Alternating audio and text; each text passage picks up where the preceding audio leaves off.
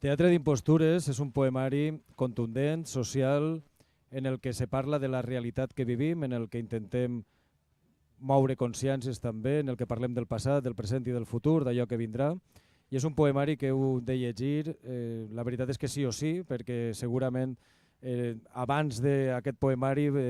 tindríeu molts dubtes, però després de llegir-lo veureu quina és aquella realitat social que vos envolta i de quina manera o com podem fer allò que ens cal per poder millorar-la. Sí que hi ha dins del poemari hi ha una vertent molt forta, molt dura, que ratlla la realitat, però també hi ha un cant a l'esperança, perquè si això és un teatre d'impostures en el que tothom ens fa la sonrisa a la cara i ens va clavant gabinetades a l'esquena, no hi ha més que fer que procurar revertir aquesta situació amb un cant d'esperança, amb un cant d'estima, tant per les persones com per la terra i no parar de lluitar. Crec que Teatre d'impostures és un poemari que vos va a pagar molt la pena i de segur que vos marcarà un abans i un després.